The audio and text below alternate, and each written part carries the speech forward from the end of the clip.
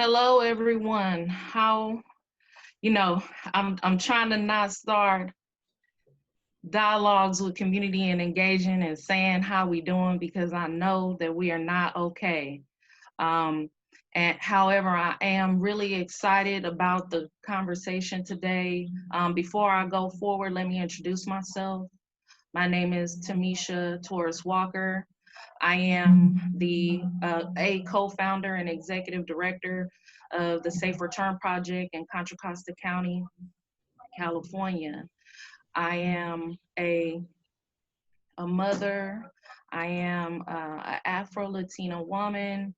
I am a servant leader, and I'm really excited about the conversation and the dialogue today for this Black Hurt Matters Forum. It is really a call to action by community leaders, faith leaders, activists, and young folks at the local level. And also we have some really amazing folks who are leading anti-Blackness and mass liberation movement across the nation. And so today, I just want to let you know that we are with you. We are mad as hell as well, and we want solutions, we want change, and we want justice. So if you want to know how to get involved with Safe Return, you can like our Facebook page at Safe Return Team. You can visit our website at www.safereturnprj.org. Follow us on Instagram and Twitter. If you hear anything that you like today that's worth sharing and putting out there in the world, make sure that you use hashtag Black Hurt Matters. If there are people who you feel like should be seeing this conversation right now, coming from our local leaders and local community, please share. We have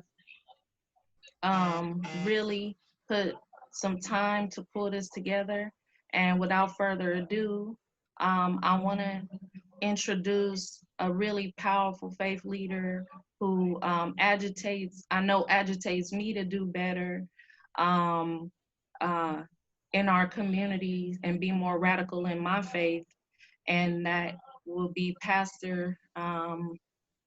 Jackson, Pastor Eugene Jackson of the Ship um, Church in Antioch, California, to open us up in prayer and give us some affirmation as we move forward into this difficult conversation today.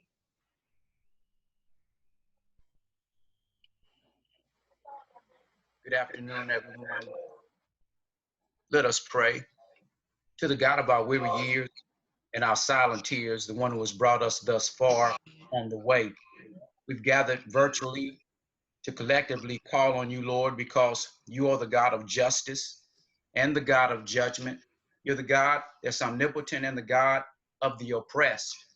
You're the God of diversity and the God of deliverance. You're the God of hope and the God of healing. And we've come to you to call on you because without your assistance and presence, we cannot do anything productive. So, Lord, forgive us of our trespasses as we forgive those who trespassed against us. And Lord, we thank you. We thank you for the apprehension and arrest of the four murderous monsters of Minneapolis. We thank you for hearing our prayers and answering our prayers. We thank you for loaning us the lives of George Floyd, Breonna Taylor, Ahmaud Arbery, Botham Jean, Michael Brown, Philando Castile, Sandra Bland, Trayvon Martin, Eric Gardner, Stephon Clark, Tamir Rice, Oscar Grant, and every other African American who has been killed by callous and corrupt cops in this country. And we ask that you would breathe and bless on our efforts and energy so we'll be instrumental and influential in putting an end to the evils of the reality of racism and man's inhumanity to man. So justice rolls down like water, righteousness like a mighty stream, for our good and for your glory. And everyone said, Ashe and Amen. Today, our affirmation We are here today because no justice, no peace, no racist police. There's a quote by Zora Neale Hurston who said that if you're silent about your pain, then they'll kill you and say you enjoyed it. So we've assembled virtually and assembling physically to say with our volume and our voices that we will be silent no more, because there comes a time when silence becomes injustice. Silence about injustice is intolerable, and that time is now. We've been taught that this is the land of the free and the home of the brave. And so we are not free to jog. We are not free to be in our own apartment. We're not free to ride BART. We are not free to breathe. We are not free to drive while black. We are not free to walk home after buying some Skittles and some iced tea. We're going to be brave. And we're going to stand up and speak out against corrupt police and crooked politicians. Free to walk home after buying some Skittles and some iced tea. We can be brave in our nation. Stand up and speak out against corrupt police.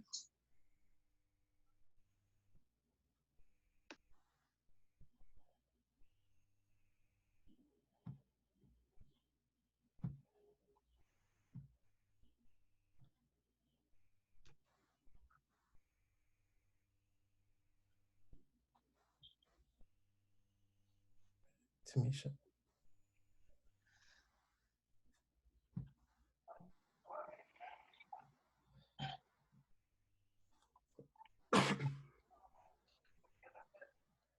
Thank you, Pastor Jackson. I didn't want to just move straight into the agenda. I wanted to just make sure that I was silent for a second so I can take in the magnitude of what we're all dealing with right now. And so without further ado, I also want to introduce another radical faith leader that I got the opportunity to meet here in Antioch a little over a year ago, that is also very inspirational, very radical, and doing great work here in East Contra Costa. I want to introduce to you all Pastor Damon Owens of Genesis Church in Antioch to really set the stage for this conversation today.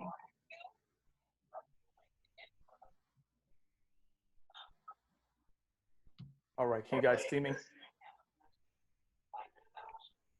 Yes. All right, awesome. I greet you with the words of, well, first of all, let me introduce myself.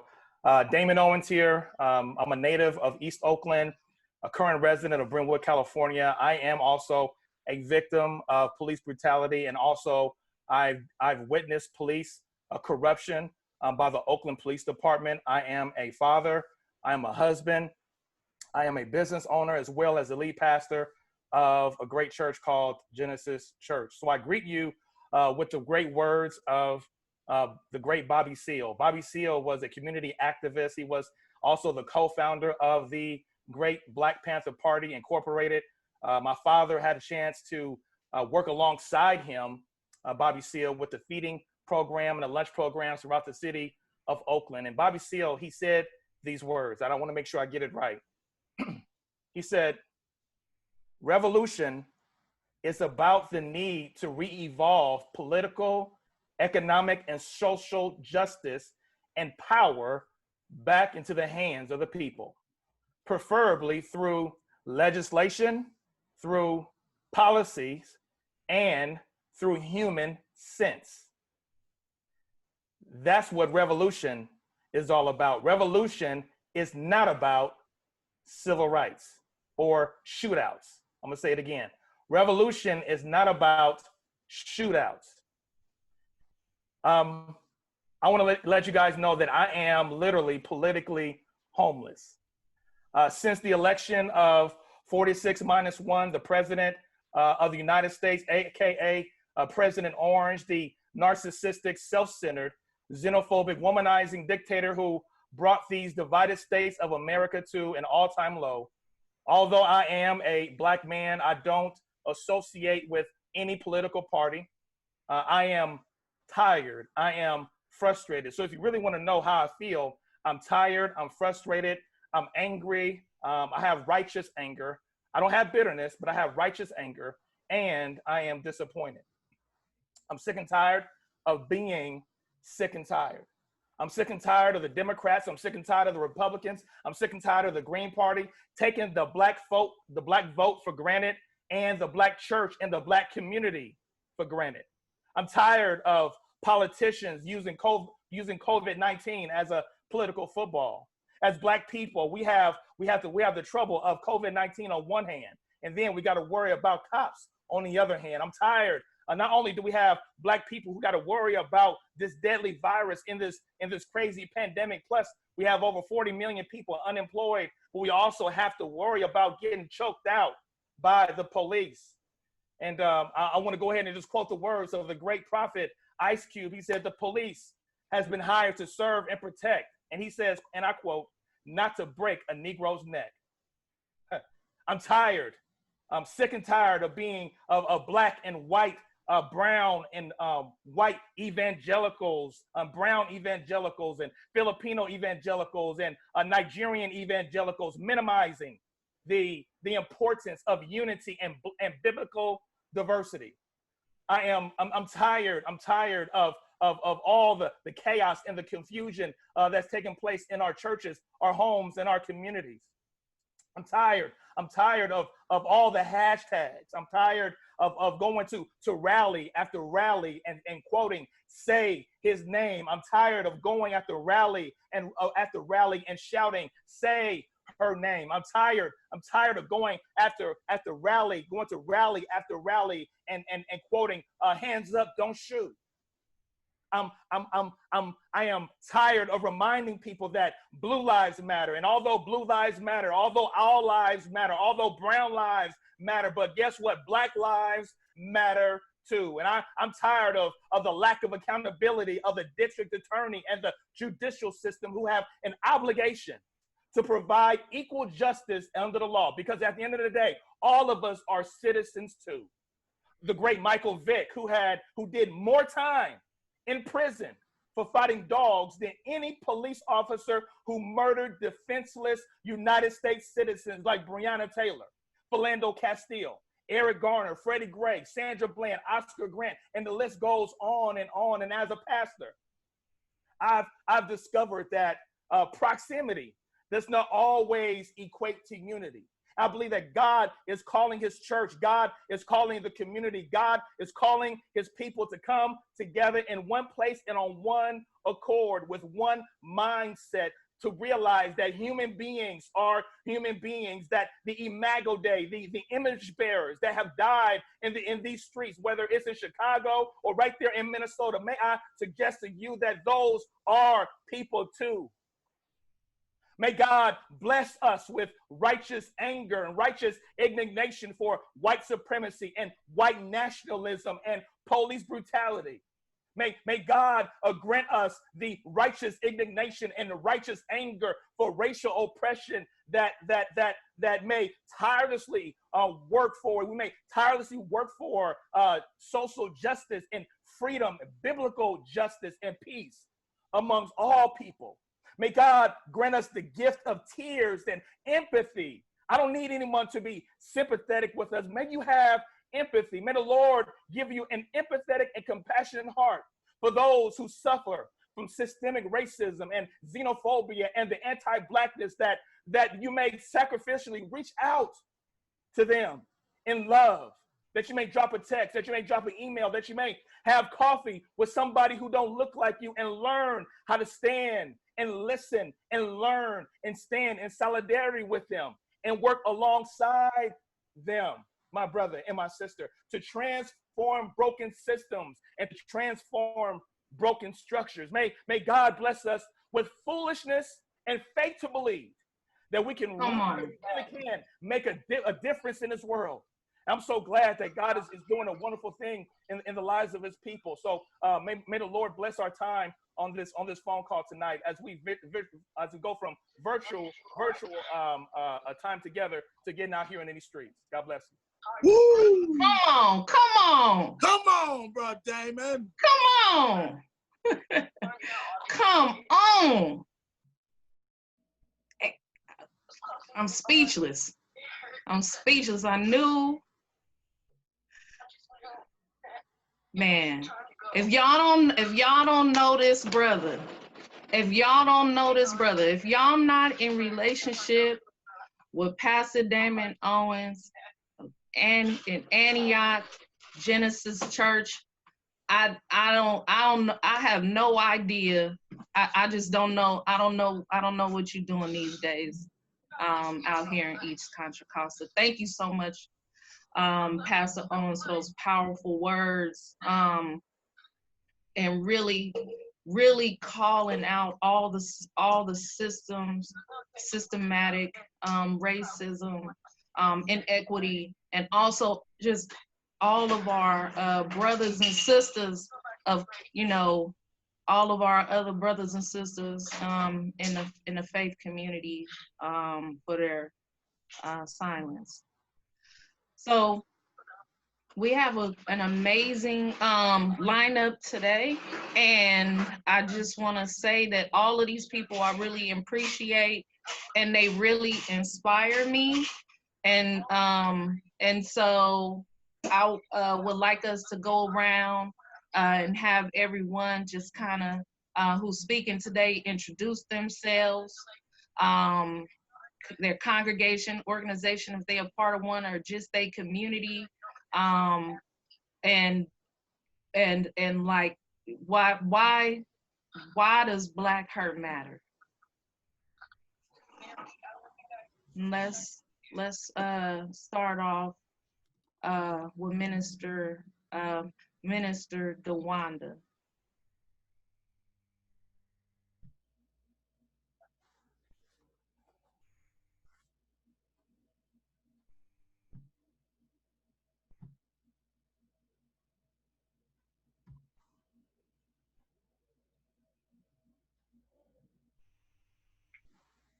Ordained minister at Bethlehem Missionary Baptist Church. I am the organizer and founder of Yanima Healing Circle, which is an organization that has support groups that help people that have been impacted by gun violence. We also help them to navigate the systems through the District Attorney's Office for Victims of Violent Crime and other services around mental health and wellness that they need in order to stabilize from the violent death of their loved one. Today is the 10th year anniversary of my nephew's homicide. So it's been an emotional morning for me and just getting started and being grounded. But I'm here because on the other side of the anger, there has to be a place in some way to begin a healing process that is going to be able to help to knit our communities better together. So that's my purpose to be here today, to also to remember that the families of George Floyd, who is memorializing him today, the pain after the riots, the pain after the marches, the pain when we go home and we're sitting silently by ourselves, the pain when we're in our bed at night crying and there's no one there, to create a space for healing and conversation that people may be able to share their wounds. It's nice to have a place and someone you can trust to share your wounds and that can help you to begin to heal, versus carrying those wounds and they become infected by the things that we're experiencing in this world today, and the behaviors become unconducive and unproductive in making changes that are sustaining in our communities. Thank you, Minister DeWanda, for being here with us today, and we're gonna hear more from this powerful sister. Y'all, man, if you don't know, and I'm gonna say this about a lot of people today, because I'm just really encouraging. If you don't know who Minister DeWanda is in the city of Richmond, you should really get to know her. I'm gonna tell you a quick radical story about Minister DeWanda later on, as we get back to hearing about some of the work that she's doing. Let's go to Pastor Bessie Scoggins. Introduce yourself, congregation, organization. Why does Black hurt matter? Amen. Thank you for having me on today. I'm just excited to be here. My name is Pastor Bessie Scoggins. I am a pastor of Empowerment Cathedral Church here in the city of Antioch. And I think that it's so very important for us to start speaking up for the things that are going on in our community, for us to start taking a stand.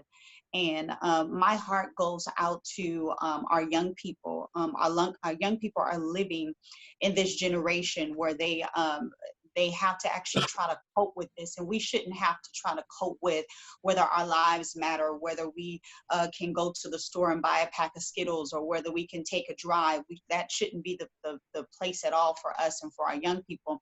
So my heart goes out to those that want to learn how to protest and how to have their voices heard.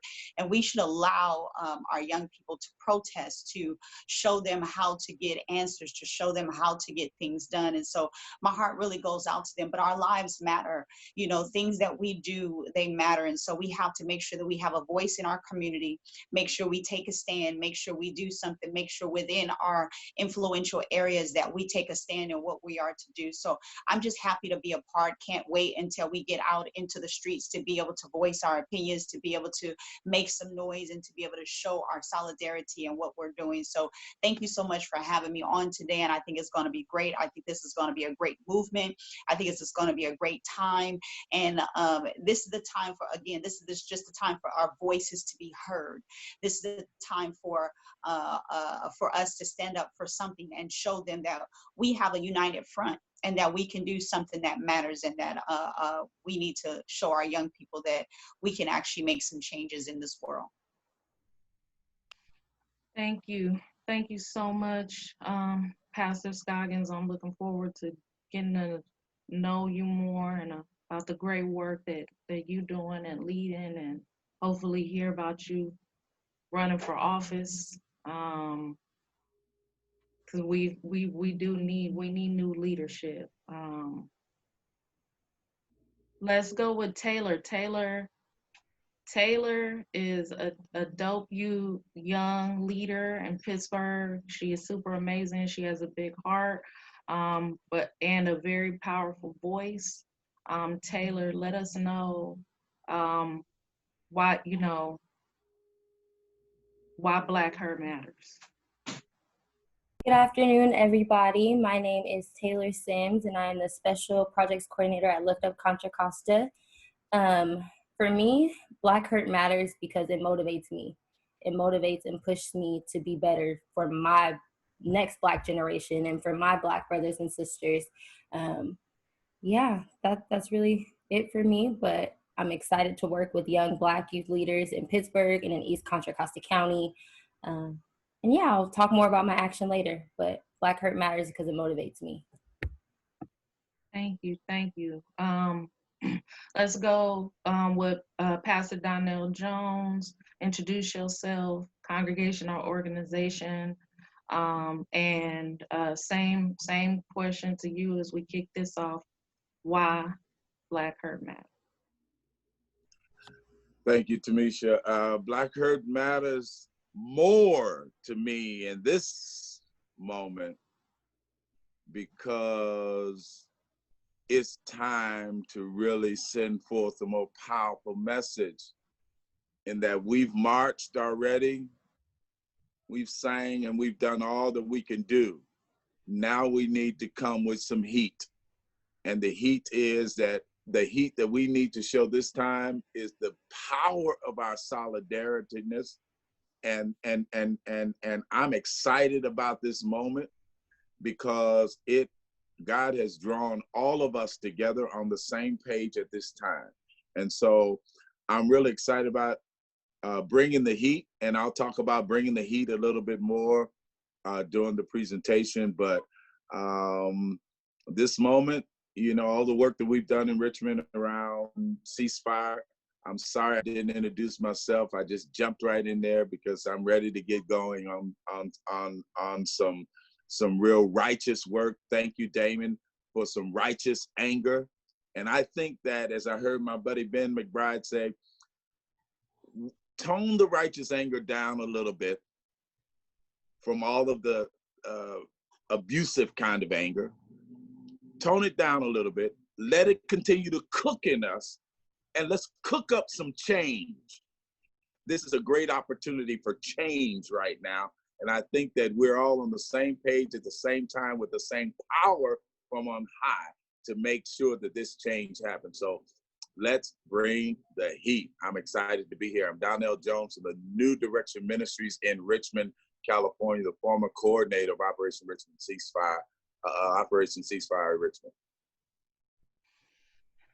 Thank you, Pastor Jones. I had a great opportunity to do a lot of organizing for a lot of years with Faith in Action, formerly known as PICO, and work with Pastor Jones on bringing neighbor-on-neighbor violence to an all-time low in the city of Richmond. Brandon, my brother, I miss you. I miss you. Introduce yourself, brother, and why does Black Hurt matter? So hey y'all, Brandon Sturdivant, co-founder, co-director of Mass Liberation Project, supporter of Safe Return, and just the wonderful work that happens in Contra Costa County and Richmond. I'm actually an Oakland native, father, and so I come into the conversation like, heavy. Being out last night in Oakland, angry, exhausted, deeply saddened, hurt. I'm also invigorated because there is an opportunity right now for what's possible in our struggle. So Black Hurt matters to me because all of the structures and systems that were created in the society that are harming our people were built on white supremacy. And if we are to change those systems, we need to center the pain, the collective struggle of our people as the antidote, our story, our solutions. And one of those I want to talk about later is abolition. As we center those, we will see significant change, but it doesn't happen unless we openly talk about our hurt, our pain, and let it lead us to our promise to opportunity.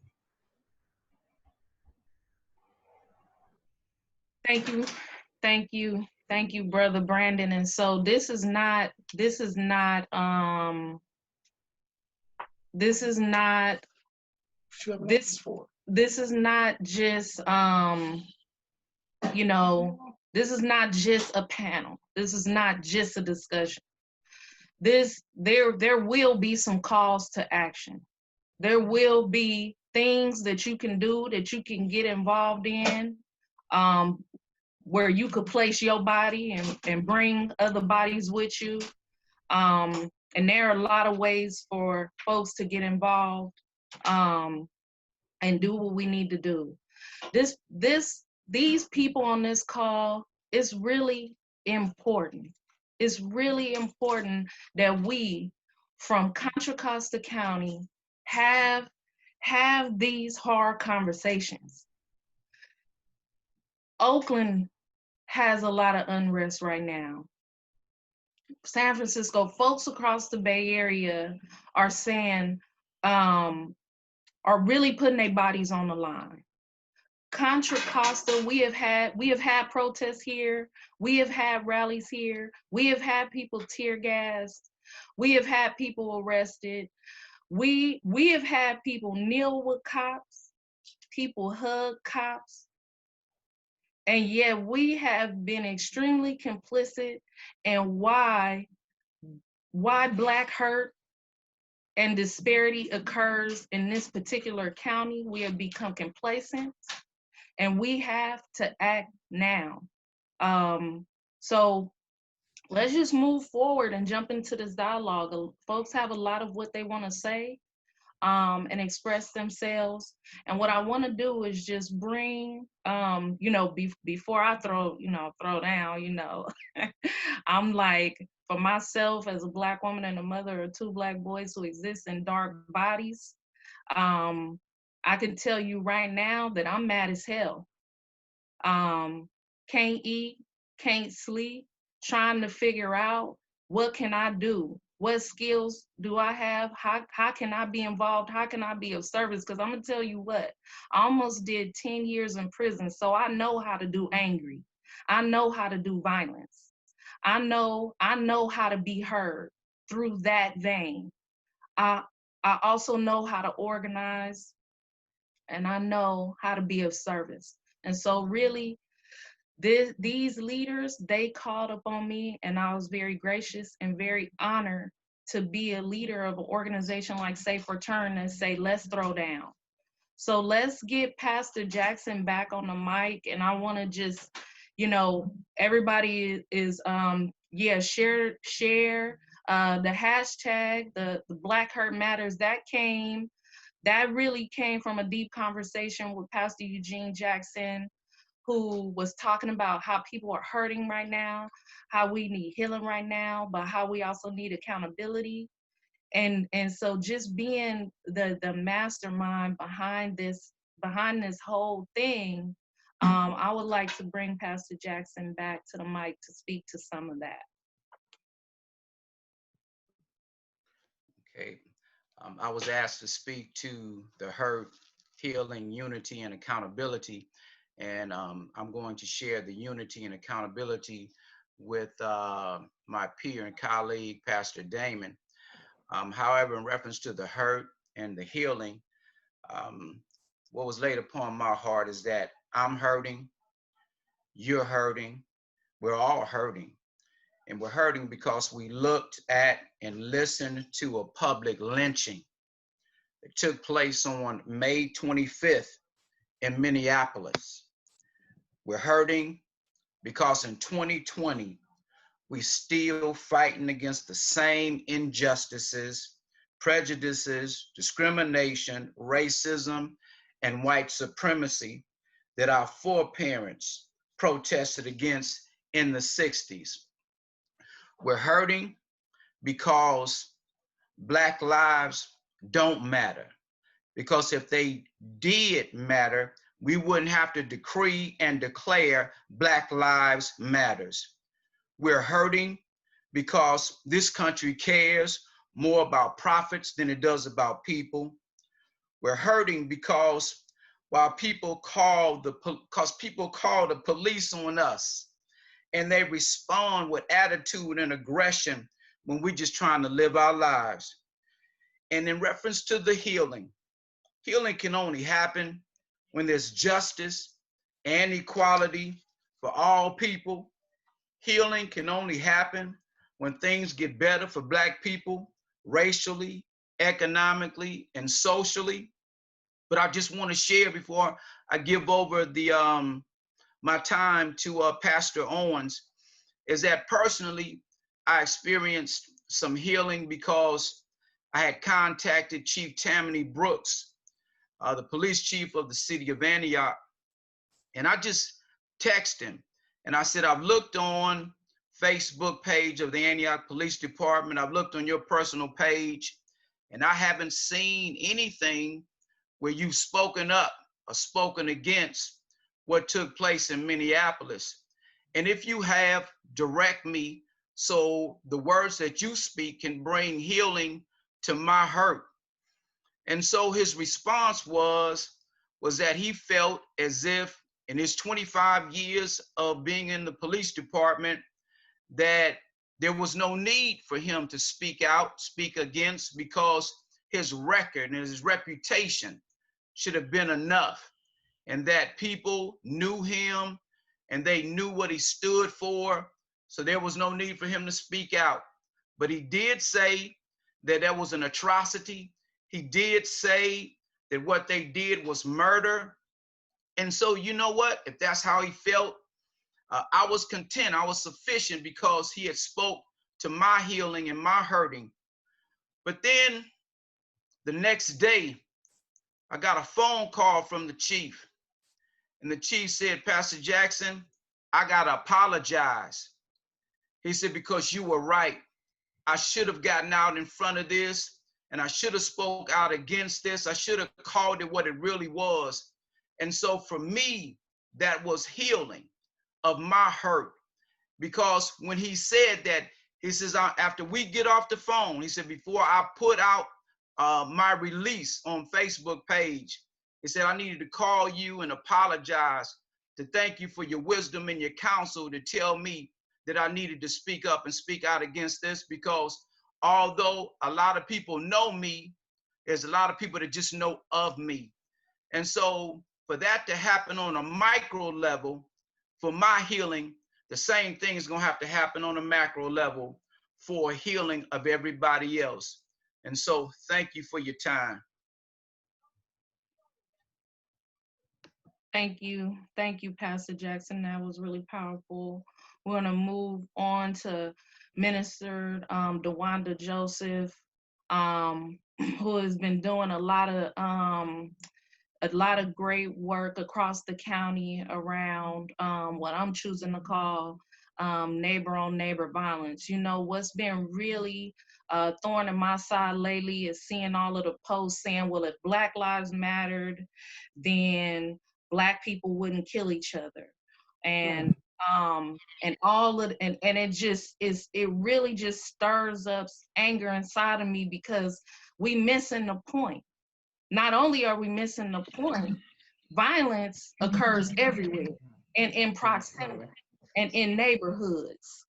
And there is what, if there was such a thing, there is white on white violence, right?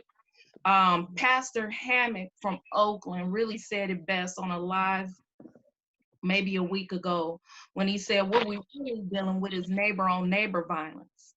And that occurs when there are systems in place that really jeopardize individuals being oppressed by the system to be able to live healthy lives.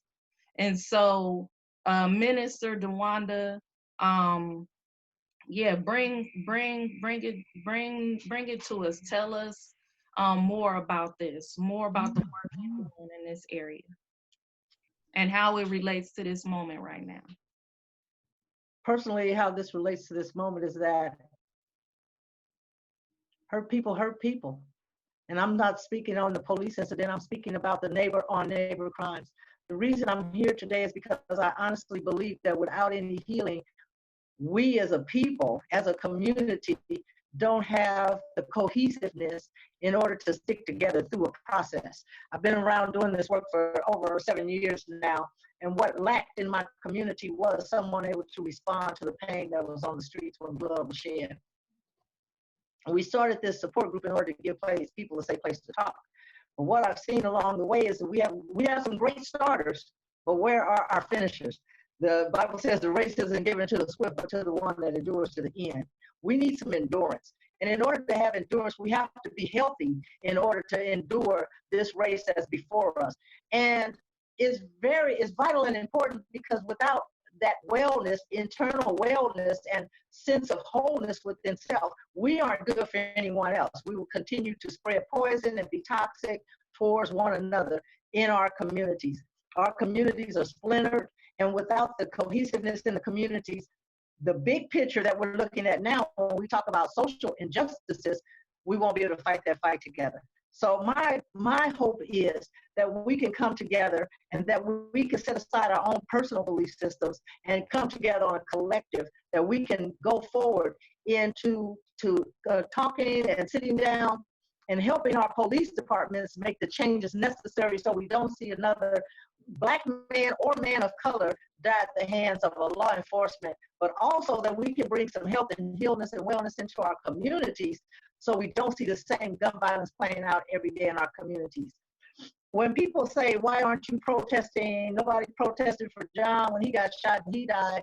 We protest in our own ways, and it shows up differently. It's not widespread across the television news. We're not seeing major riots, but people are protesting daily when they're fighting for justice for their children, when the district attorneys are changing laws that lessen the time that a person serves for homicides, when detectives do not contact our family members and our cases go cold and we never find out who killed our family members. These things that need to be addressed also.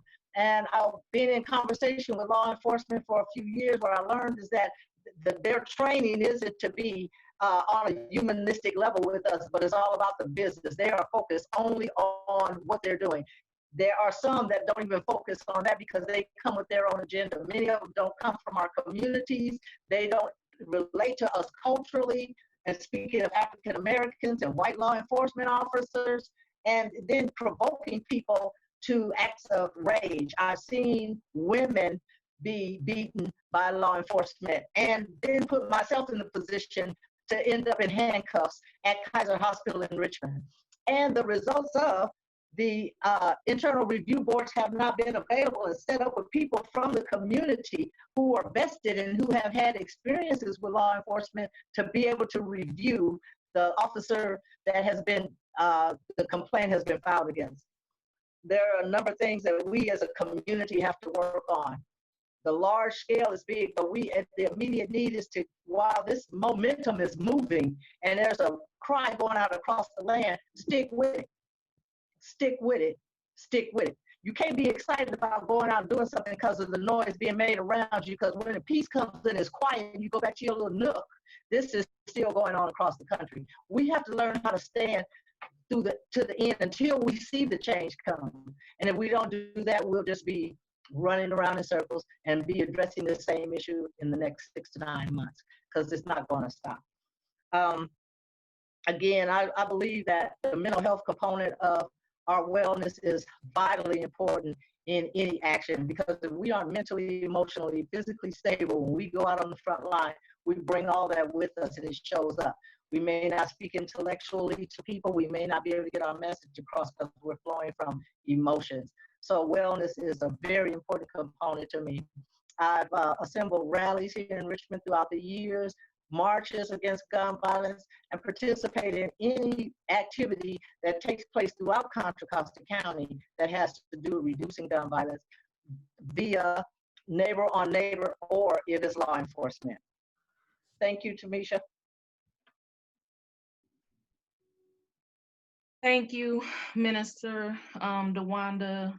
I've heard that, people, a lot of people don't think that we are working in on our communities to combat some of what takes place when communities have been historically disenfranchised, prevented from resources, or either over-policed or under-policed. And a lot of us know what that means. And what we learn through working together is that the highest rate of violence in our communities, particularly folks who are addressing gun violence, was retaliatory violence. And so if we have systems of policing that are supposed to protect and serve us, you have to ask yourself, why do we feel that we have to protect and serve ourselves? So thank you so much.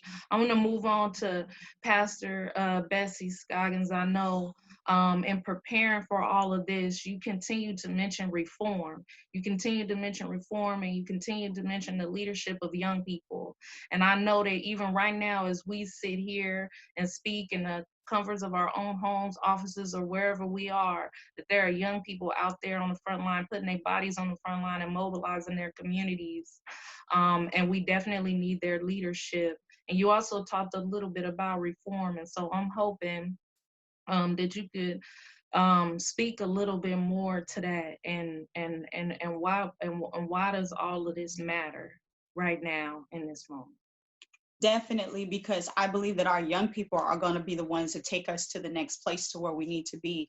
They're basically on the front line. They see a lot of what we don't see. They see a lot of things in school, whether it's elementary school, junior high school, high school. They see a lot of these things, and sometimes they don't even tell their parents, and they don't know how to verbalize it. They don't know how to deal with it. Our young people are dealing with more things than we have ever had to deal with, and it's coming out more. And so since we don't give them a voice, and since they don't know how to voice it, the anger starts to rise up, and they try to figure out, what to do, how can I help? And if we don't guide them in the right way, then they'll just go out and do, just about anything. So we want to make sure that we reach our young people, because again, they're the next generation. They're the generation that's going to take us into the next place, to the next level, to the next whatever. They're the generation that's going to take us there. And so we have to make sure that we're teaching them, like you said, about reform, not just reform within our police stations, and within our police departments, because we need that, but with also with our, you know, our civil rights, with civil actions, whatever it is, they need to learn that. They need to learn their rights when it comes to getting pulled over by police. They need to learn their rights when they're out walking around. They need to learn these rights. And so I believe that if they're educated on these rights, if they know how to respond, how to react, then it would be much better for our young people. And I love how we have even other young people that are involved, that are calling some things together, because then they can see other young people and young adults that are standing up for right and being able to talk about some of these things. And a lot of times, you know, the Bible says, and a lot of people say that we perish for the lack of knowledge. We need to actually give them the knowledge, give them the tools that they need to go out and make a change. And I love what Minister Jawanda said, not just for today, but keep this momentum going.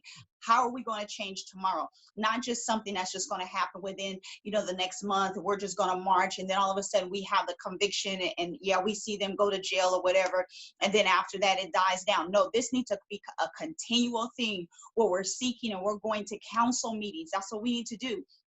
We need to go to council meetings. We need to go to citywide meetings. We need to call these things. We need to call, you know, neighborhood meetings where we understand and know our rights, know what we need to do, know what needs to be fixed, what needs to be changed, reform within our communities, within the police system, and other systems, in our school systems where our kids are treated differently. We need to learn how to teach our young people that. And so right now, like I said, they're the next generation that's going to take us to the next level. And I do believe we saw a video that was circling even on Facebook or social media, where you had 3 Black men, and I loved it. You had 3 Black men. You had a senior, you had a middle age, and then you had a younger one. And he was talking about how the older one was upset. He was mad. He had anger. And then the middle age one, he was upset. He had anger. And I think the other young man, he was about 15 or 16, maybe 17. And he was saying, you're going to be the next generation. So we need to be pointing at our young people saying, you're the next generation. You're the voice that we need to hear, out there on the streets. Not only be out there on the streets, but educate yourself. Know what you're talking about. Know the laws, know the rules, know the regulations, know everything, so that we can move forward, because we need them to take us to the next level, to the next generation. And when we're talking about reform, we want to make sure that we're changing some things, not just, watch this, not just with our community, within civil actions that are taking place. How do we march and protest to where things take place and they change? You know, so we need to make sure that we do that. And so that's where my heart is. That's where my voice is. That's where I want to be, is to get young people together, help them to understand who they are. There's power in numbers. There's power in coming together. There's power in knowledge. And when they know that, and when they understand that, they can voice their opinions much better. And so I think that us helping them to understand that, to know their rights, to know where they stand, to know what they can do as a young group of Black African Americans. And it hurts to know that, watch this, that our African Americans, they have so much, our Black young males and our brown, they have so much intelligence, they have so much knowledge within them, but it just needs to be tunneled the right way. There are community leaders and they don't even know it. They're influencers and they don't even know it. They're empowerment speakers and they don't even know it. So we need to bring this out of them and show them that this is the next season. This is their season. This is what they need to do. So I'm very excited about that, and very excited about this new movement, and hopefully they get involved a whole lot more. Thank you, Pastor Scoggins, for those powerful, very powerful words. And there are generations of trauma and generations of anger, and I myself saw that video, and it was very compelling. Speaking of young folks, let's move on to Taylor Sims. Taylor is dope. I'm so excited to know her as a young leader from Pittsburgh, hopefully running for office soon. Taylor, what do you have to say about all of this as a young Black lady and leader in your community, and what are you calling people to do? As a young Black leader, I found myself very frustrated, very angry.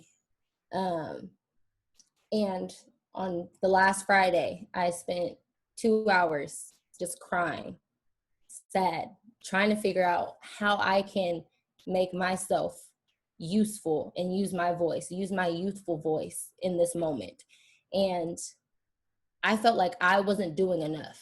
So with that, with my frustration, I reached out to some Pittsburgh City Council members who I work very closely with. My aunt is the vice mayor of Pittsburgh, and I work very closely with Chanel Scales Preston.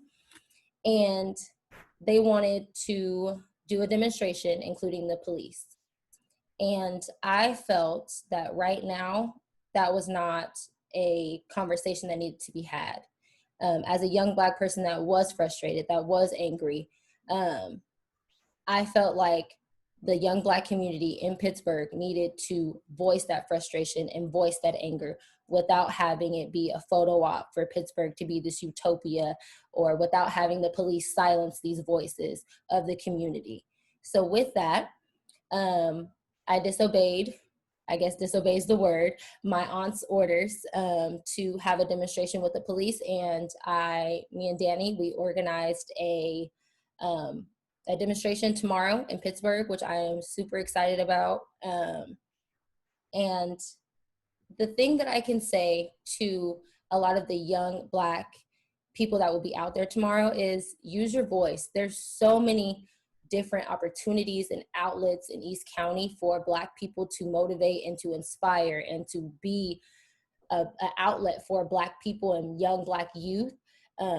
You just have to get involved. And I have gotten involved in so many different ways. I'm a volleyball coach in Antioch because there's young Black people that in Oakley and Brentwood that don't have an outlet to do sports in their white communities that they feel welcome. So they come to that facility. I am a BSU co-advisor at my old high school. And like Tamisha said, I plan on running for Pittsburgh School Board because I feel like— Yes, she is.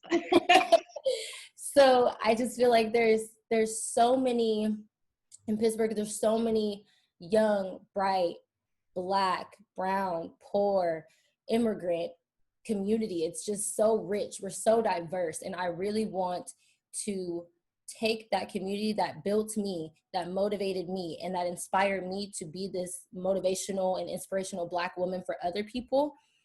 I want to be that voice. I want to be that young voice that helps them, that guides them, whether college is their route or not, whether it be a trade. I want to be that person that helps guide people to college, to their trade. I want people to find their passion. I want to be the change in my community. So yeah, that's why I got into being a young organizer, and I am super excited for the protest or the demonstration tomorrow. We will have a big turnout. I have a bunch of water, so if anybody would like information on that, I will talk about that later. But yes, and thank you, Tamisha, for organizing this, because I was hurt. I didn't know what to do, and this helped. So thank you. No, thank you for your leadership and allowing me to be a servant leader. And yeah, where do we donate to your campaign? Like, yes, everything you just said, right? I want to say that we're gonna move on, but like, you know, young Black women, uplift young Black women and Black women leadership in your communities. There are Black women leading organizations, young Black women leading movement, and we are not acknowledged, and we're called angry. And when really, and we might be mad as hell, but it's only because we know what needs to be done. And so if you could find an organization that's led by a Black woman, or a movement, or a young Black woman like Taylor, who is trying to you know, come off the front line and come into those rooms that don't where we are not cared for and loved in, please reach out and support. And so let's move on to some solutions. We have some possible solutions. There are a lot. This is very multifaceted, so not one thing is the proper solution, but everything coming together is. And so let's move on to Pastor Donnell Jones, who was going to talk to us about bringing the heat. No justice, no peace, no racist police. You got police kneeling and police on the front lines and hugging, and great statements from police chiefs, especially here in Contra Costa, where they have not fired racist cops, where they have police on their staff, police officers who have damaged the trust of the community, and they're out there. And so what can we do, Pastor Jones, to create some change? So thank you, Tamisha. I want to just begin by saying, I'm here to promote that change because we were boots on the ground with ceasefire. And honestly, we did some righteous work and the numbers were dropped, but we have to be honest with ourselves and say, part of the percentage of those numbers, the reason why they dropped in the city of Richmond is because out of all those grant monies that were paying salaries, they weren't helping our brothers that needed the assistance and kind of sort of arrested their way to success. So police were harassing the brothers in the gangs, giving them gang enhancements and da-da-da-da. We're thinking that we're making a difference on the outside of our boots on the ground. I'm pissed off really in that manner because I feel like I've been played so that they can get paid. Right? Say that. So, police overtime. Say that. And so they pay us a salary, but they and the money's where we're trying to go get TWIC cards to take the brothers to get them jobs at Chevron. We connected with various organizations and CBOs to help them get job readiness skills. And even Oakland Aviation School had connected with us. I couldn't get a dime to get not one damn BART ticket.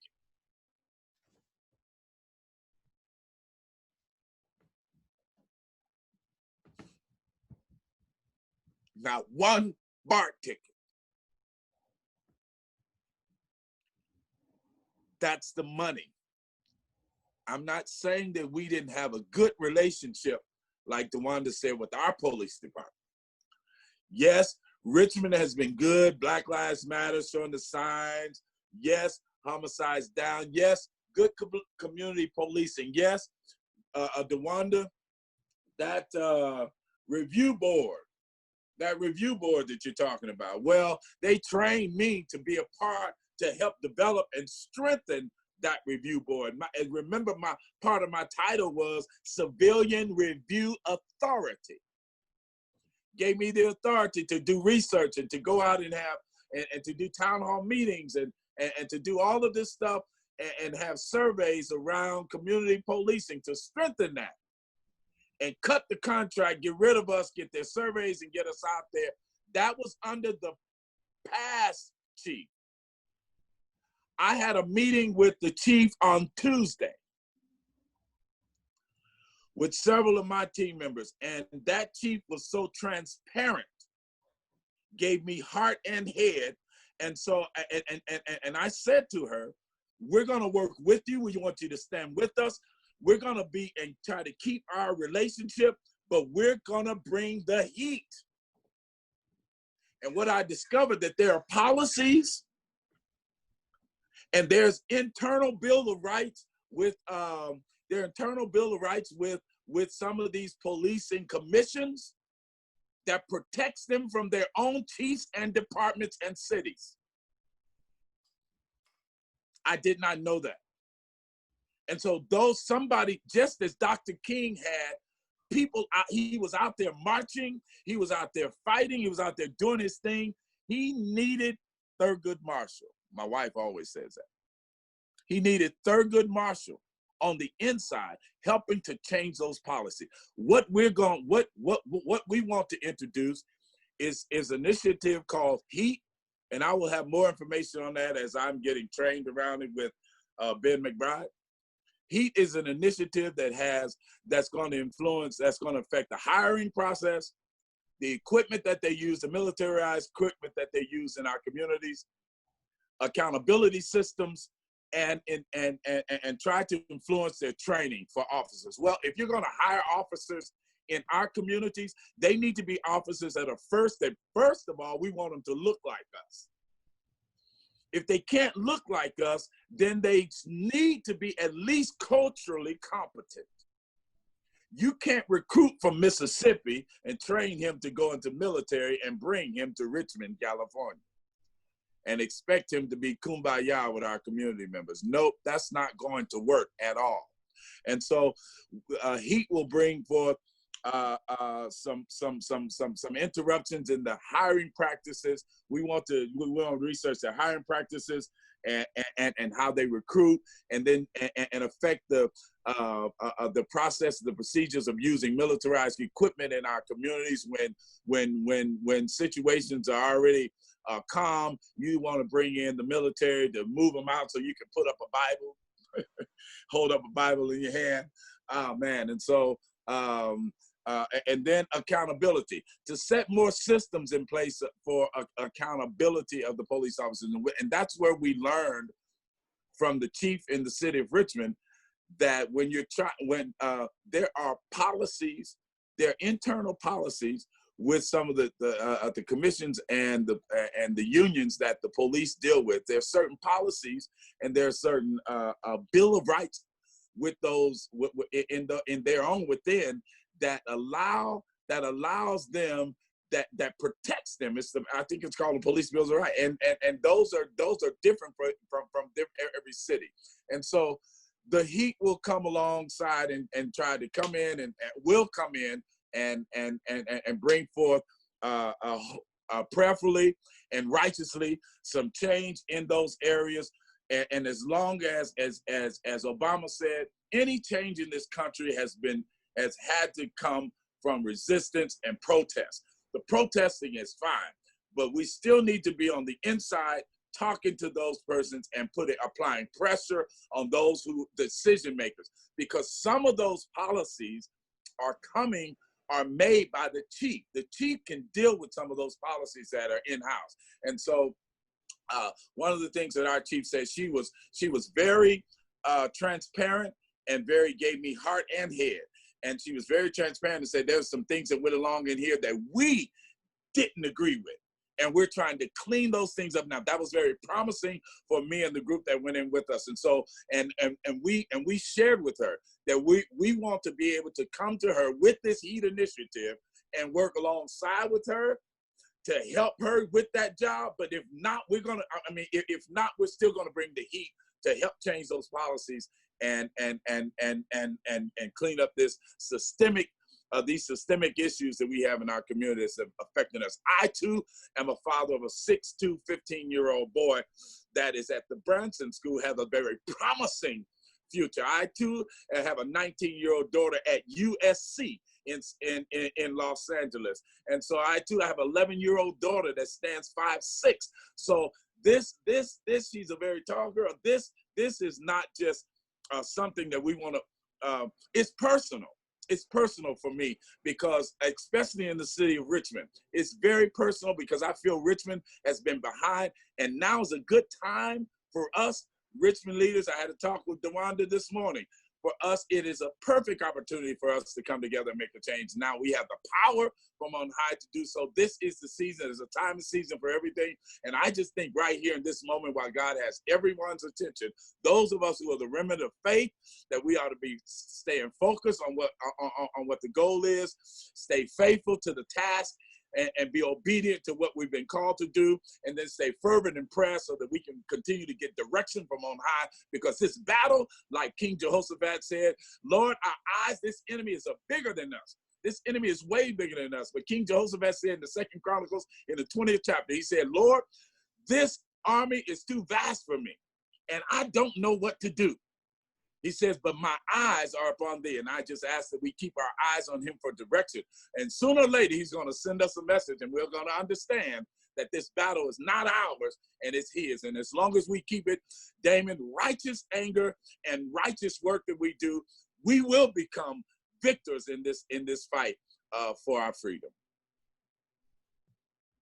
Thank you. Thank you so much. Thank you so much, Pastor Jones, and I feel your passion and I feel your pain. And we know, right? Cameras don't, body cameras don't mean shit. Like we're saying body cameras, equipment. We were yelling body cameras years ago, and now we just getting, our folks are just getting killed, beat, and brutalized. On camera, Right. phones and body camera, right? So the accountability has to be there. We had a bill that passed in California to release all the records of misconduct of police officer and individual police departments across California, and we had many police departments, even here in our own county, write letters against that. The sheriff's department, Sheriff Livingston, who has never been a friend of poor people, Black people, or people in dark bodies. And Never.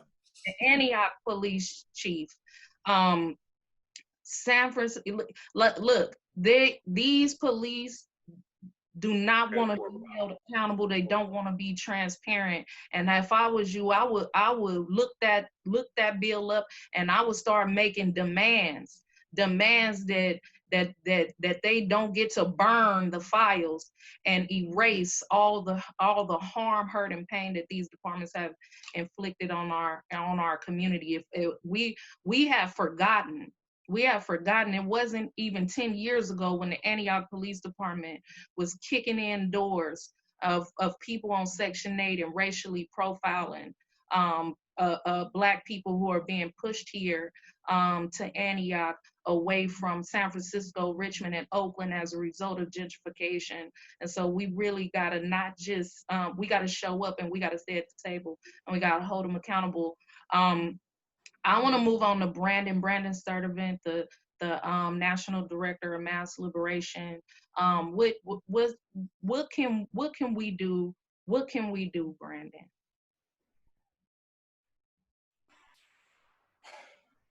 Right. So first of all, just dynamic panel.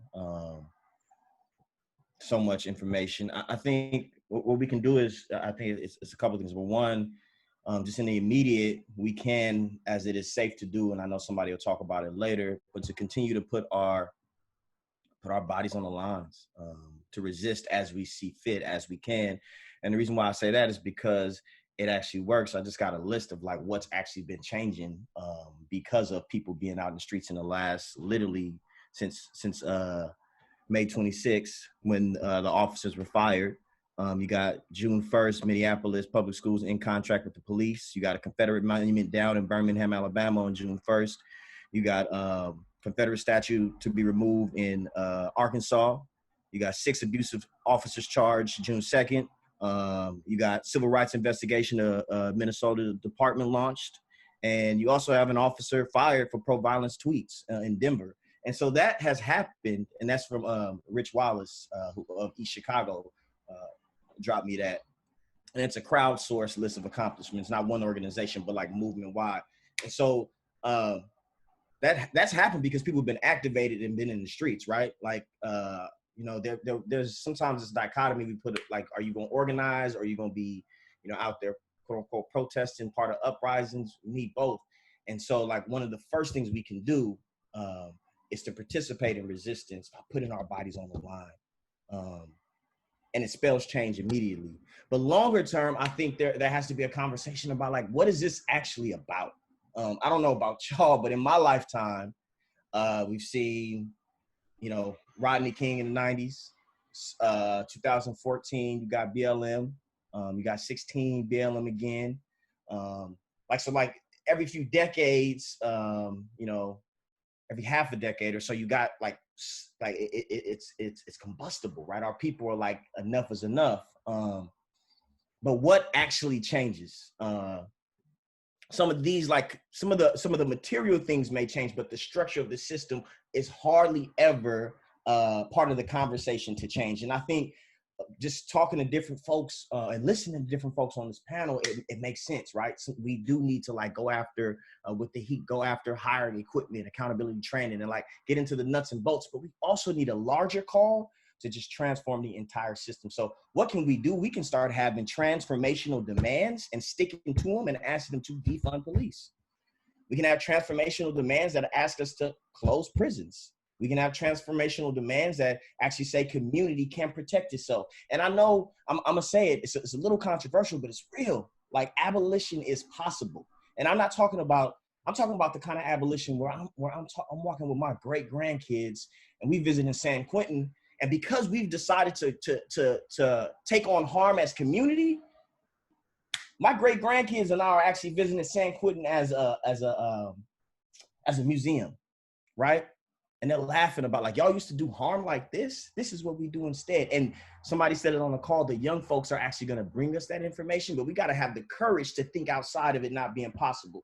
I'll say two things. Number one, my uncle was killed by the Oakland police. Darnell Wright, beaten to death. Billy Clubs, 10 officers beat him to death.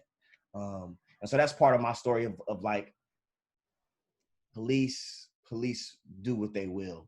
But then also many of us on this call, right, have grown up in communities where there's been violence in our communities, neighbor to neighbor violence. And like, who do you call? Who do you go to? So we've seen that as like a necessity. But what we're finding out is that we keep us safe. And so just finishing out, I think number one, if we put our bodies on the line and keep this conversation going, don't let it stop just because they fire a few officers. We need real transformation. Number two, if we educate ourselves around like abolition as it being about accountability and community processes of holding accountability and not some outside shit or the lack of accountability, I think is important. Number three, ask for transformational stuff. With these demands, we need to be out there saying defund the police and supporting organizations like Safe Return, supporting stuff like HEAT, and being very specific about, within the large transformation, being specific about where we want to go. And then the last thing I'll say is we got to take care of ourselves. This is a fight. It's a generational fight. So a lot of folks coming in here with hurt, with pain on our hearts. What's our practice? Do we have altars at home? Are we praying? Are we like meditating? Like, what are we doing to really take care of ourselves that'll help us resist? Because this isn't going to stop next week. We're in a season of this. Amen, bro. Amen. Thank you. Thank you, Brandon. Brandon is, man, many of y'all don't know Brandon. Brandon is a really powerful brother. I got some stories. But that's probably for another another day. Really radical brother. Don't take no shit. Don't play no games. Really about Black liberation. And from an abolitionist framework is like tearing down any system, absolutely any system that is meant to harm people in dark bodies, Black people. So I'm better for knowing this brother. This brother is from Oakland, but he's traveling across the country, helping people impacted by criminalization and oppression stand up, rise up, get equipped, erect organizations so they could get some organization for transformation, transformative justice, and just some shit that we've been denied for a long time. So I really appreciate you, brother, and thank you for being out there in Oakland and on the front line, and really being an amazing father and example of a Black man to your son, for sure. So right now, what we're gonna do is we do have some time to take questions from folks on here who have, if you raised up any questions that we can get to folks here in this discussion, we're gonna try to attempt to do that right now. Then we're gonna do again some really concrete calls, reiterate some of these calls to action. Then we're going to have Danny, who is also a very powerful young leader from Vallejo, help give us some tips on how we could protest safely, not peaceful protests. I mean, I don't believe that,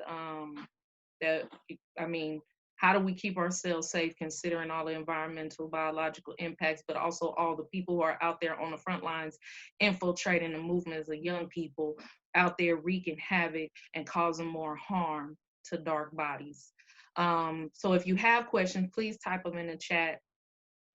Please do type them in the chat so that we can start to raise those up. If there are no questions, then maybe what we can do is go back to the panel for just go back to the panel for whatever you want to say. What action are you calling people to? What can you just to remind folks where they could, place their bodies, their time, and even their money. Like, let's be honest. Some folks aren't going to be out there. Some folks aren't going to be out there on the front line, but they want to do something, especially white, some white, our white folks who's saying, like, I want to be involved, but I don't want to take up space. Well, if you well enough off, a financial contribution to the movement would be more than right in this moment. So let me see.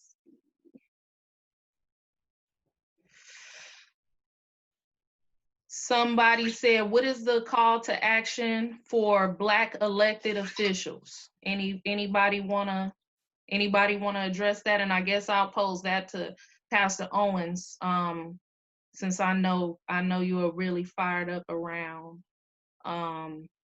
this issue early on. What was the question? What is the call to action for Black elected officials? Black elected officials. I just I feel some type of way about politicians, period, whether they black, red, or purple. In my opinion, it's red, the left wing, white wing, it's all of it is the same doggone bird. And the problem is that there has to be accountability. I'm tired of, one thing that Black people need to stop doing is allowing these politicians to come into their pulpit and to sway or to fish for votes. I have a problem with that because that's the only time they come around. In fact, they don't even stay the whole service. They may slip in for 10 minutes, say what they gotta say, and a security detail takes them to the next church. I have a problem with that. And we should, if I have a problem with that, we should have a problem with that as well.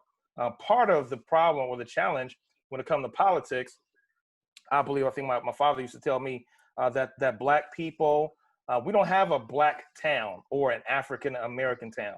There's Koreatown, there's Japantown. In fact, in Oakland, right there off of Telegraph, the Eritreans, the Ethiopians have their own little section right over there off of 40th and Telegraph. They got about maybe 10 to 15 stores, and they fellowship and spend money with one another. And that's vitally important, because if you don't have any finance or economics behind your vote, quite frankly, your vote is useless. So now, when it comes to politics in the modern era in 2020, Black people, we only consist of maybe 12% of the population. The new Negro is the Hispanic. The new Negro are the brown people. And now you have folks who are going after the LGBTQ community because they lacing politicians. The NAACP is pandering towards the Hispanic population. Not saying that they're neglected the black vote or Black people. I will go on the record and say they can do more, right? So we have these politicians, and we have to hold these people accountable. At the end of the day, hurt people. We got to make sure that we not only hold police and politicians accountable, but we also must hold ourselves accountable. Accountability for the police, accountability for politicians. You have bad politicians, you got bad preachers, you got bad cops, and it makes the church, it makes the overall system, it makes politics look bad when just a few people has the ability to spoil the whole bunch. I was watching a podcast by Dr. Freddie Haynes, and he mentioned that politics is the art or the conduit of the distribution of resources, right? Until we're able to work our way into politics, great. it's great that we elected a Barack Obama. That's cool. But under his leadership, I'm gonna go ahead on the record and say I'm a Barack Obama. That's my dude. But there's still been a whole lot of disenfranchisement and oppression because his office didn't necessarily change particular policies at the local and state level. At the local and state level, that's where it matters. So it's vitally important, man, that you get in contact with your local congressman. If you don't like her or like him, vote him out of office and replace yourself with him. It's very important that you get to know your mayor. Go to the city council meetings, ear hustle, find out what's going on. Gentrification starts right there. Twitter, Instagram, all these other companies, Google, they send representatives to these city council meetings, and they're buying real estate right up from under our nose.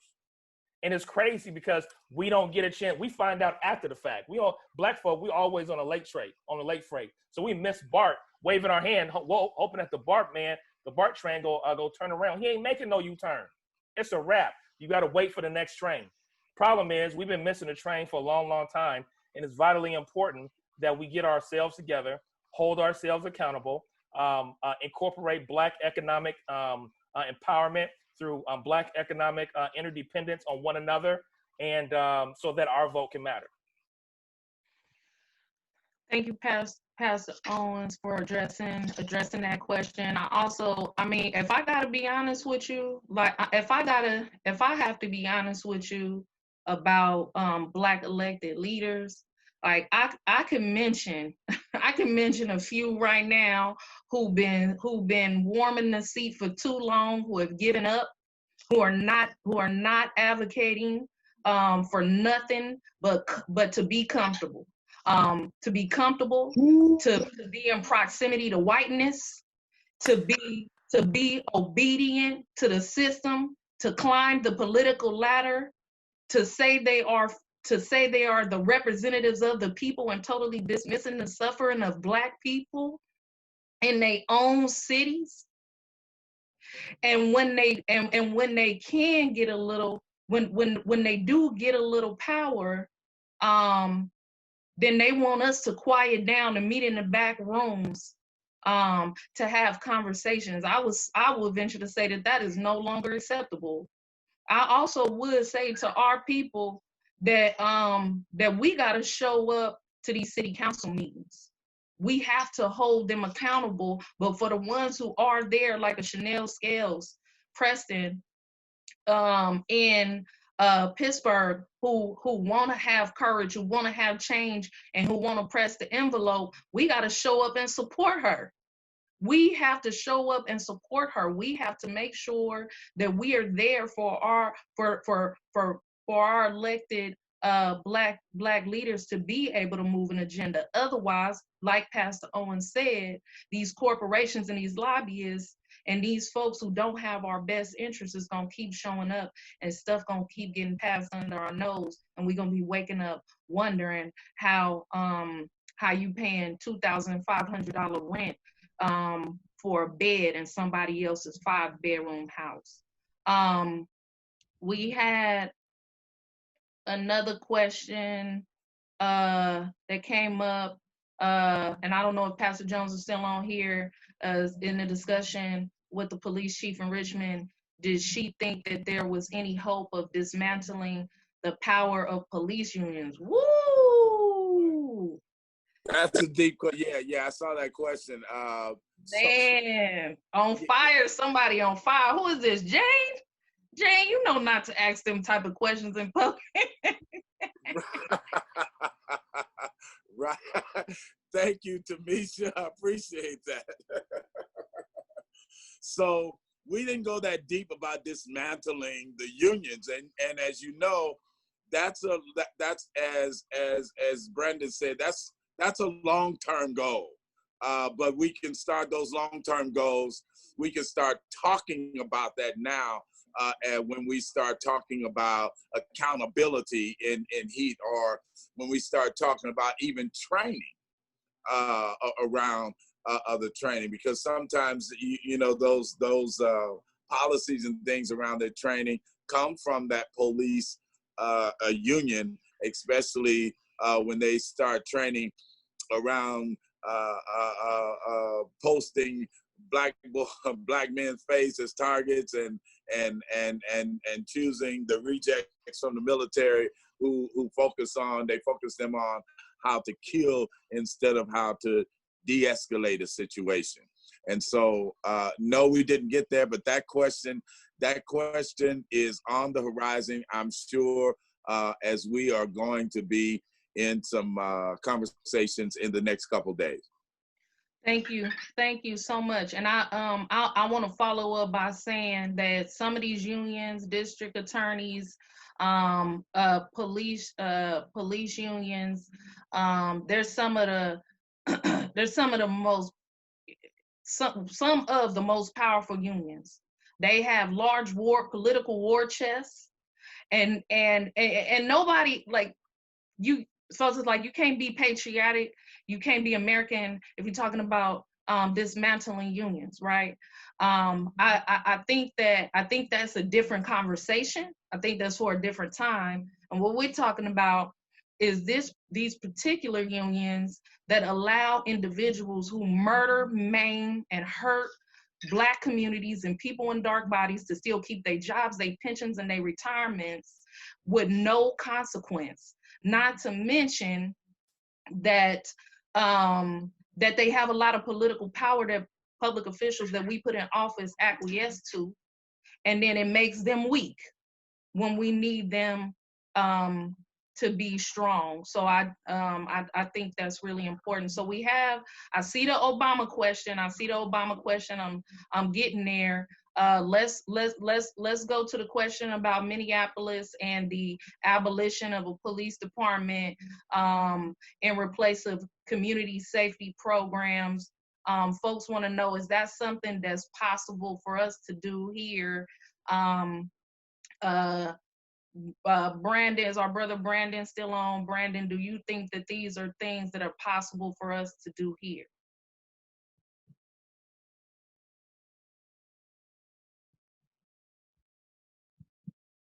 Hello?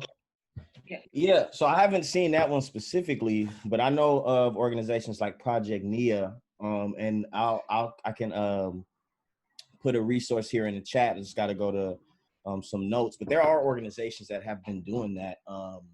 Miriam Kaba talks about a community program she put together with some elderly sisters and some young sisters in the community, and the elderly folks were like calling the police on these young brothers, and different types of violence were happening in the community. As they built relationship, a lot of that, the actual like the violence reduced, but also like people's need to call police went away, and actually we can go to, I know this person, so I'm actually going to have a real conversation with them, so we don't have to get outside folks involved. A lot of this, the first step to abolition is like relationship, because you cannot hold someone accountable without relationship, and that's like one of the main rubs with the system as we see it fit. So I haven't looked at this one specifically, but yeah, it's possible here. It's possible everywhere. Thank you, brother Brandon. This is something, when we talk about transformative justice and we talk about rethinking these systems, you have people who think that reform is possible. I don't think you can reform a system like this, but I could be wrong. Let's go to, I see the Obama question, I'm getting there. We have another question about how do we understand how Black people rationalize racism and patriarchy in the Bible. Wow. Okay. Is Pastor Jackson still on here? Yes. Yeah, help us understand. So what was that question again? Repeat It says, honestly, how do we understand? Honestly, we need to understand and they want to know how Black people rationalize racism and patriarchy in the Bible. Wow. How do Black people rationalize? Okay. Educate us, Pastor. One, you have to educate yourself through Black history. You got to know your history. And then you got to study Black theology. First thing comes to mind is that when you go into a Black church and you see a picture of a white Jesus, you need to run out of there real quick. And so it's because we are accepting a Eurocentric Christianity. That's why that can happen. And that when we know who we are as a people, when we know our history, when we know Black theology, then there's no way that the question that you asked, there's no way that can exist. All I'm gonna say is that personally, I was raised Christian. When I went to Berkeley to study African American history, I was torn. I was torn between my Christianity and my Afrocentricity, and I was getting ready to walk away from the church. And it wasn't until I became what I would say spiritual son to Reverend Dr. Jeremiah Wright, that after listening to him preach, and please listen to him preach, listen to Dr. Freddie Haynes, listen to Dr. Rudolph McKissick, you have to have an understanding of Black theology to realize that there's no way that we as Black people, first of all, could feel good setting under white pastors. You know, that's a whole nother subject right there, because I just got a real problem with get out Negroes who set in churches with white pastors. It's obviously you don't know who you are. And so, you know, that's a problem right there. And that's a whole nother sermon. But you got to read your history. You got to read your history. You got to read about Black theology.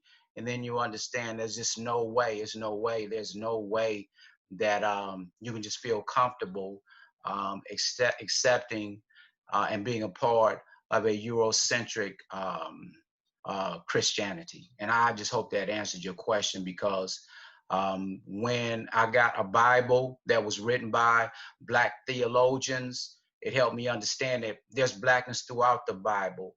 And I don't know if many of you have this, but there is a 5-part DVD series called Hidden Colors. And you really don't hear much about it, but please get Hidden Colors, all 5 volumes.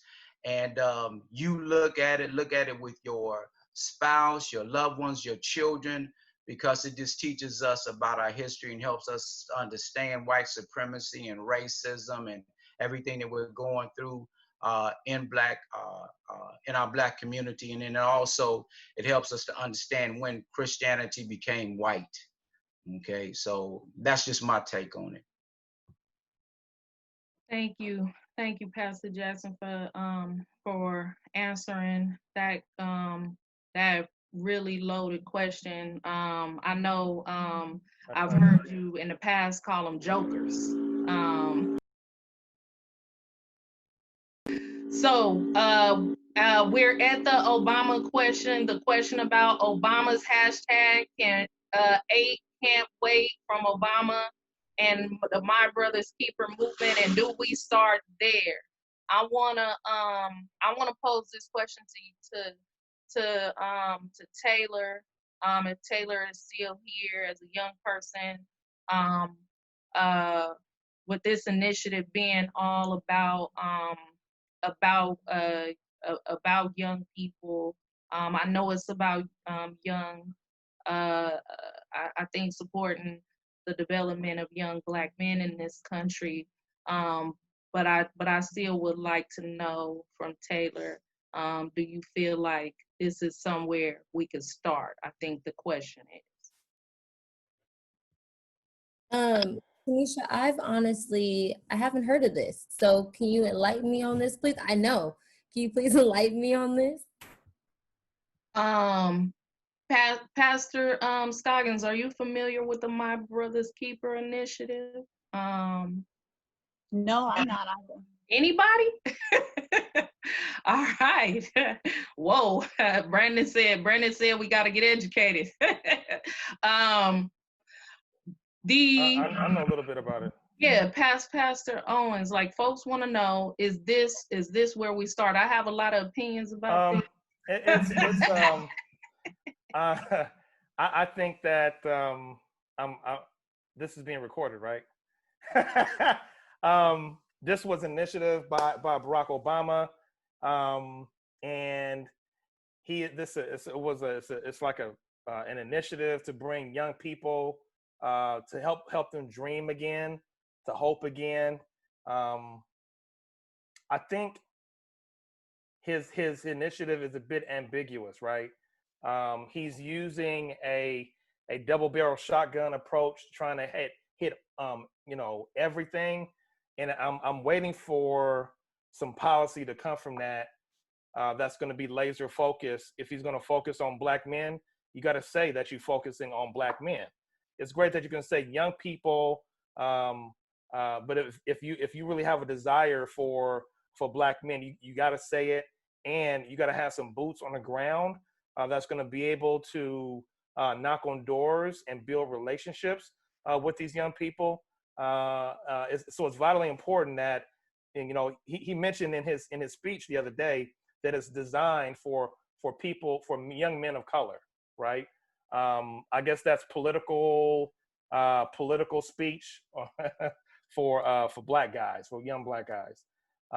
But I wish that, and I hope that he and Michelle will come out with something a little bit more narrowly focused, because I'm telling you, I mean, we have big brothers and big sisters. However, it's vitally important that we focus, that we're laser focused. And I think his program has different meanings or different guideposts or core values in it. And I know one of them is probably poverty, employment. He want to address poverty, employment, and crime. And I think education or something like that. So, I don't hear too much about it. This is the first time he really spoke on it, was when he did that clapback to President Trump the other day. Thank you, Pastor Owens. I would say to this question, we've been there. So I don't know if we keep starting over. I think that like this initiative, although noble, has done is very ambiguous in nature, and that folks, young people who are not tied to organizations, YMCAs, young Black men, who are not tied to any of these things, in the hood, on the corner, struggling, figuring out what manhood is, are not benefiting directly from these initiatives. And so we should challenge and a more expansive conversation. But I think we need more radical measures moving forward. As we wind down, there was another question, I believe, from Shagufa about, well, how do we do reform? How do we reform police departments?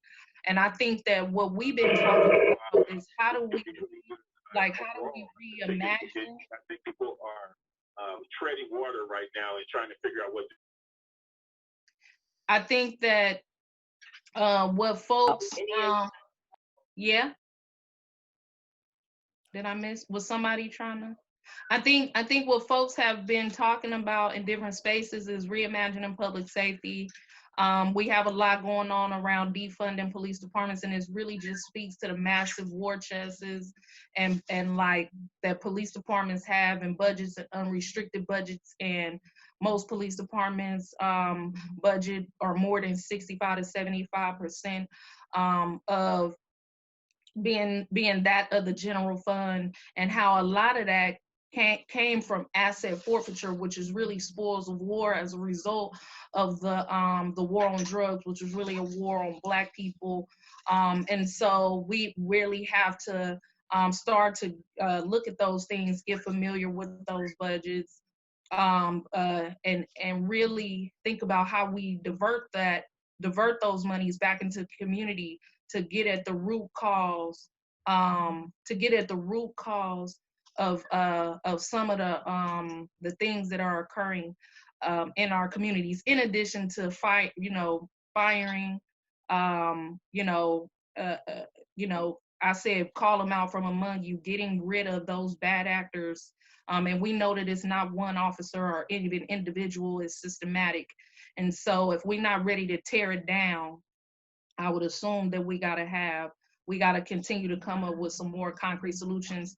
I know that people have been pushing for an oversight body with some subpoena power here in the county to oversee the sheriff. We keep saying we're a charter county. We don't have those. We are a general law county. We don't have those powers, but I will venture to say that it's just that our borders, many of our supervisors are weak, and have sold out to law enforcement, and we have to do something about that. Thank you for that question, Shagufa. And so this is not the action. This is not the action. This is the call to act, to do something, to place your body somewhere, your finances somewhere, your attention and some support, and bring other people along with you. But this is not the action. But there are actions, and we have Taylor here. Taylor, can you I have a action to let you all know about that young Black people are leading in the city of Richmond on Saturday. And Taylor has information about the action on Friday, where you can go, who you can call. And I think that Shagufa, who is here viewing, has action also that's going on. So let's start with Taylor. What's going on in Pittsburgh? Where do people show up? How do they get in contact with you? All right. So tomorrow we are planning to start at the Pittsburgh Marina. I'm pretty sure you can Google map it or Apple map it. Pittsburgh Marina at 12 o'clock. We are asking everyone to be there at 12 o'clock so we can rally. I have a lot of my good friends, a lot of Black community leaders that are speaking, that are doing spoken word. And we are super excited, and the word just spread like wildfire. If you know anything about Pittsburgh, Pittsburgh has so much pride.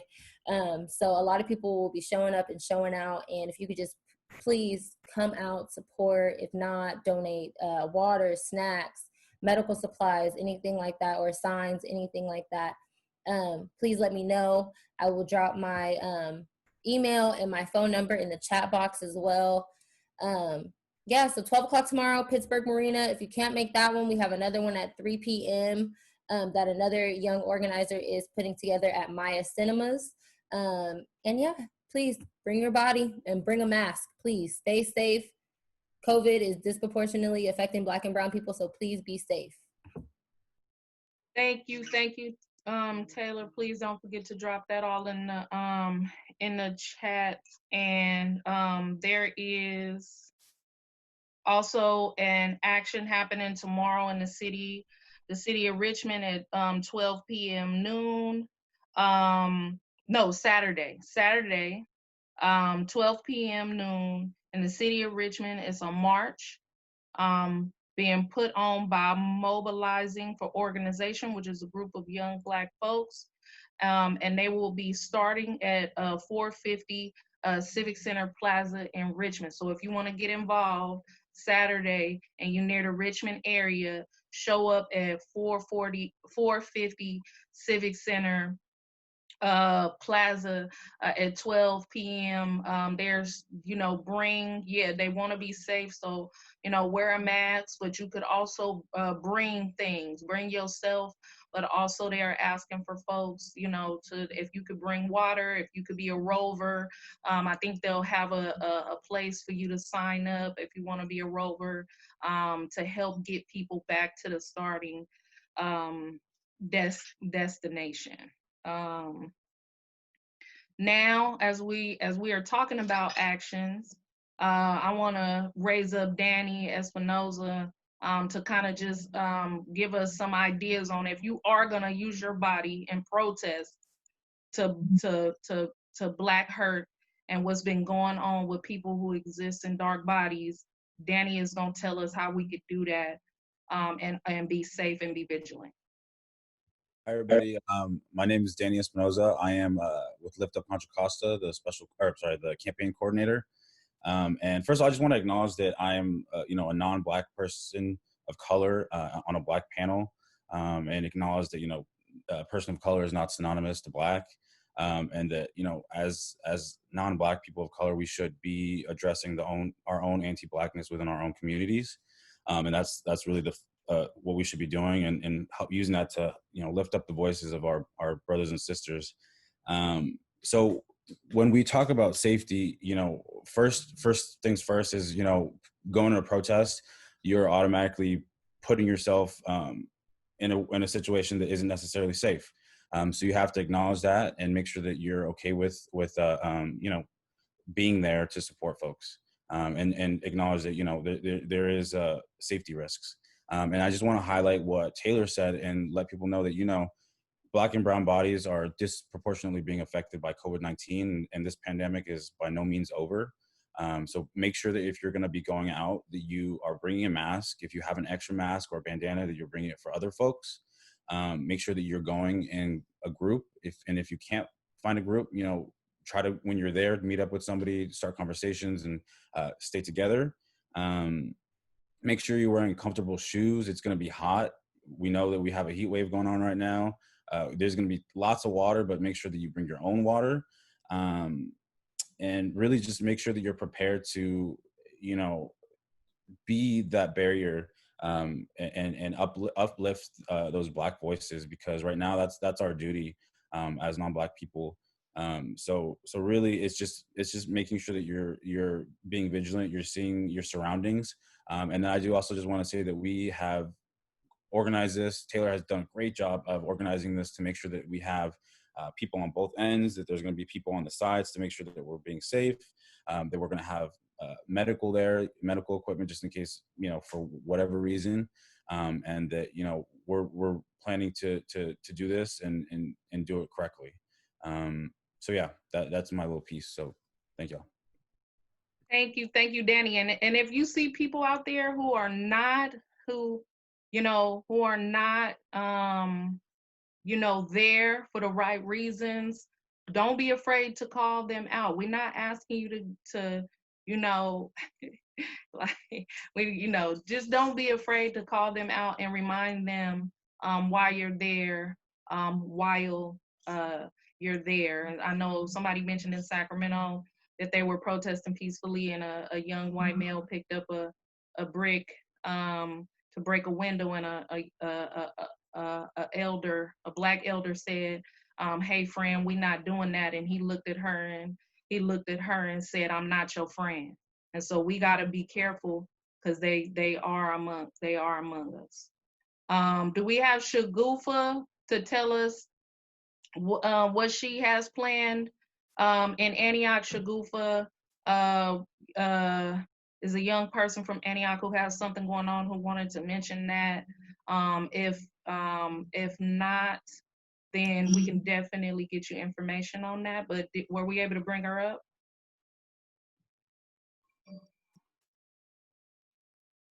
Shagufa, where do we go in Antioch? When? Where? How do you want us to show up? Can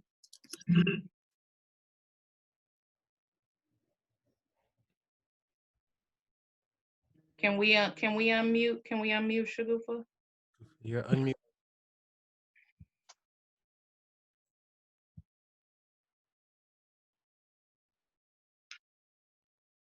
Hello, can you hear me? Yes. Hi, everyone. My name is Shagufa, and as Tamisha said, I am from Antioch. I am very... Oh.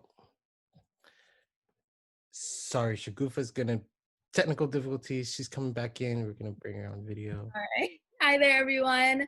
I don't know if you guys heard, because it was just like reconnecting. My name is Shagufa, and I'm from Antioch. As Tanisha said, I'm the previous speaker said, I am non-Black. I am Middle Eastern. I've been raised in the city of Antioch for my entire life, and I have seen the inequities and the injustices that are happening to the African American community. I've also witnessed my Black friends being hurt by the police force, and I just wanted to say thank you for having this discussion. And as a brown person, I am here with you, I stand with you, and I am listening. This is not okay. We are the United States of America. We should not be so divisive. The police force are just making us even more divisive, and with these very, very unimaginable actions that they're doing to the African American community, and enough is enough. So my action is I'm also holding protests in Antioch. There have been protests everywhere so far. There has been 2 in Antioch, 3 in Brentwood, 1 in Oakley, and I'm super excited to see that. What was her name again? Her name was Taylor. Taylor, good job. I'm gonna try making it out there. Thank you for putting this out in Pittsburgh. We needed to make sure that all Contra Costa County, especially local elected officials, city council members, school board members, every elected official, to hear us as young people stand together to fight these injustices. So the protest that will be organized in Antioch is going to be happening on Monday, June 8th, I believe. It will be happening at 2 p.m. at the Antioch City Park, and we will have speakers. I'm trying to find microphones and, some way that we can make sure that everyone can hear each other.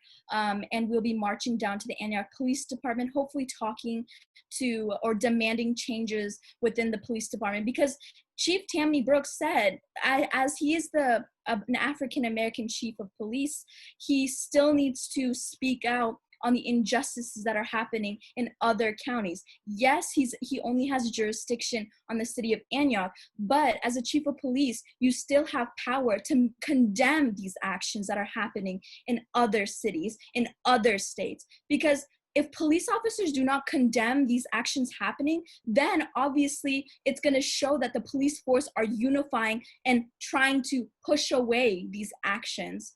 So I hope to see you guys there. Thank you so much for this time, Tanisha, and yeah, keep going. Let's fight for it. What time in Antioch? It will be at 2 p.m. 2 p.m. Yes, 2 p.m. And we'll City Park. Yeah. Where? It's called the Antioch City Park next to downtown. Yeah, and we have that information. We'll share it with folks as well. I'm super excited about just Danny and Taylor and Shagufa and these young folks, young Black leadership and allies and giving me the opportunity in the faith community, saying like we have to do something, we have to say something, because East Contra Costa needs to be active, needs to be activated around these issues, and real transformative change needs to happen, and that we really have to show that we're ready. So I just thank you all, and we started this with prayer because, we really are battling spiritually dead people, and we need to understand what that means and what that means to us in our community. So I want to bring Pastor Bessie Scoggins back to close this thing out in prayer. And remember, this isn't the action. This is just the call. Amen. Pastor Scoggins. Amen. We thank everybody for joining us on today. So let's pray. Gracious Heavenly Father, we thank you for bringing us together in unity on today to speak to some injustice and some things that are going on around in our country, in our region. And so we thank you that we will all have like-minded minds and ideas of what to do. We thank you that you will hold us up. You will give us the grace to govern, that you would keep us and protect us as we protest on tomorrow and on Monday and other days. We thank you that this is the call to action that you have called us us to, God. Father, you said that we perish for the lack of knowledge. I pray that today that we have knowledge to go forward, that we have wisdom to interact, that we have the ability to empower one another, to help one another, and to educate and equip one another to do what's best for our community, so that our voices might be heard for those who cannot speak for themselves. Father, we pray against injustice and inequality that is going on in our communities, against our Black lives, our brown lives, and those that are treated indifferently. And so we ask you right now to give us wisdom more than anything. You said it's the principal thing. So give us wisdom on how to go forward. Give us the ability to how to interact with one another, and how to get those that are in places where we need them to work with us and work forward. So God, we thank you for today. We thank you for Tanisha and all the panelists on today. We thank you for all the participants. We thank you for those that are viewing. We thank you, God, that you have just called us for such a time as this. But now is the time to act. Now is the time to go forward. Now is the time to act within our indignant righteousness. So we ask you right now to help us to go forward. And we thank you for peaceful protests, that our voices might be heard. In Jesus' name, amen. Everybody, amen. Thank you, everybody. Thank you for joining. Today is not the day. Today is the day. Thank you so much. Again, follow Safe Return. Follow us on Facebook at Safe Return Team. Visit our website, www.safereturnprj.org. And we will make sure this has been recorded, and we will share it out. Thank you, everybody, for joining.